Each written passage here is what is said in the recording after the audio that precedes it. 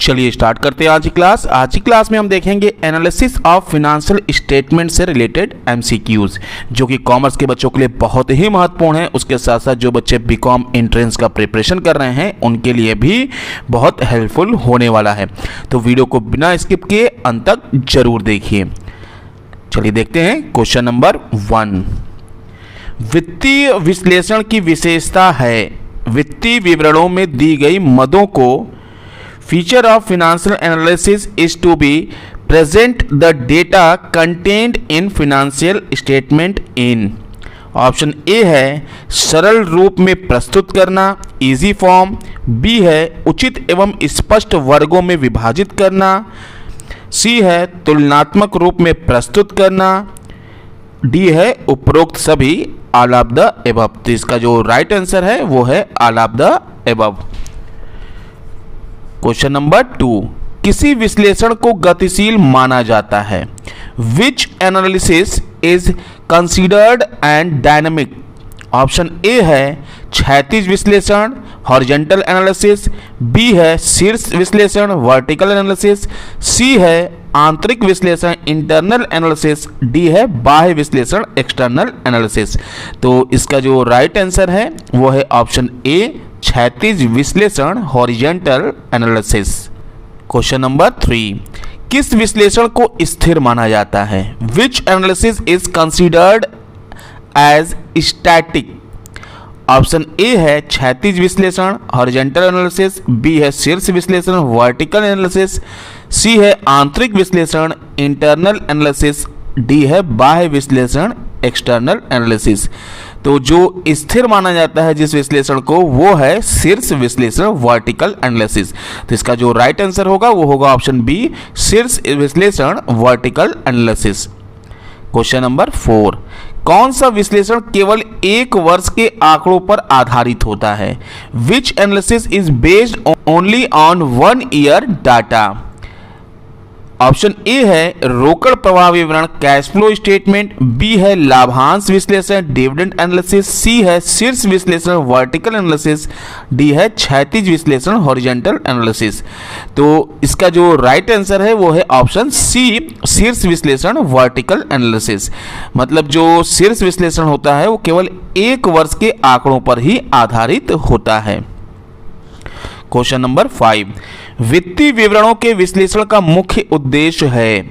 Main objective of analysis of financial statement is. Option A है वित्तीय सुदृढ़ता की जानकारी प्राप्त करना, to know the financial strength. B है अन्य फर्मों से तुलनात्मक अध्ययन करना, to make a comparative study with other firms. C है प्रबंधकीय कुशलता का ज्ञान प्राप्त करना, to know the efficiency of management. D है उपरोक्त सभी ऑल ऑफ द एबव। तो इसका जो राइट आंसर है वो है all of the above, option D. Question number 6, वित्तीय विवरणों का विश्लेषण महत्वपूर्ण है। Analysis of financial statement is significant. Option A है ऋणदाताओं के लिए, फॉर क्रेडिटर। बी है प्रबंधकों के लिए, फॉर मैनेजर्स। सी है कर्मचारियों के लिए, फॉर एम्प्लॉइज। डी है उपरोक्त सभी के लिए, फॉर ऑल द एबव। तो देखा जाए तो जो फिनेंशियल स्टेटमेंट एनालिसिस है वो ऋणदाताओं के लिए भी होता है, प्रबंधकों के लिए भी होता है, कर्मचारियों के लिए भी होता है। तो जो यहाँ पे राइट आंसर होगा वो होगा ऑप्शन डी उपरोक्त सभी के लिए, for all of the above. Question number 7, वित्तीय विश्लेषण महत्वपूर्ण हो जाते हैं क्योंकि यह financial analysis become significant because it. Option A है मूल्य स्तर में परिवर्तनों को ध्यान नहीं देते, ignores price level changes. B है व्यवसाय की कुशलता को मापते हैं, measure the efficiency of business. C है गुणात्मक विश्लेषण नहीं करते हैं, लेक्स क्वालिटेटिव एनालिसिस। बी है व्यक्तिगत पक्षपात से प्रभावित होते हैं, is affected by personal Beas. इसका जो राइट आंसर है वो है ऑप्शन बी व्यवसाय की कुशलता को मापते हैं, measure the efficiency of business.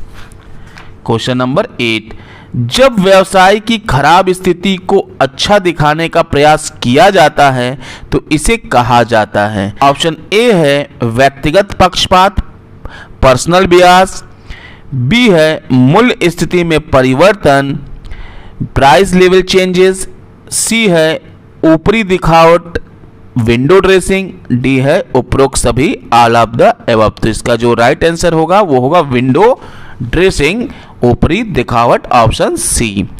Question number 9, वित्तीय विवरणों के विश्लेषण की उपयोगिता किसके लिए नहीं है?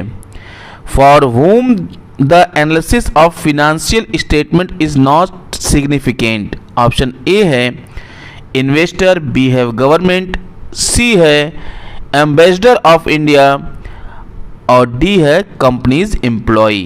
तो जो वित्तीय विवरणों का विश्लेषण है वो भारत का राजदूत जो एम्बेसडर ऑफ इंडिया होते हैं उनके लिए नहीं है। तो इसका राइट आंसर होगा ऑप्शन सी, भारत का राजदूत ambassador of India. Question number 10, वित्तीय विवरणों के विश्लेषण की मुख्य सीमा है। Main limitation of analysis of financial statement is, option A है झूठे दिखावों से प्रभावित, affected by window dressing, B है भावी अनुमानों में कठिनाई, डिफिकल्टीज इफ फोरकास्टिंग, सी है मूल्य स्तर में परिवर्तन प्रकट न करना, do not reflect change in price level, D है उपरोक्त सभी ऑल ऑफ द अबव। तो इसका राइट आंसर है उपरोक्त सभी all of the above, option D. अभी के लिए बस इतना ही, मिलते हैं नेक्स्ट वीडियो में। अगर वीडियो पसंद आया हो तो इसको लाइक और शेयर करना ना भूलिए। अगर आपने अभी तक हमारे चैनल को सब्सक्राइब नहीं किया है तो सब्सक्राइब कीजिए, साथ में बेल आइकन को जरूर दबाइए ताकि लेटेस्ट अपडेट आपको मिलता रहे। धन्यवाद, आपका समय शुभ हो।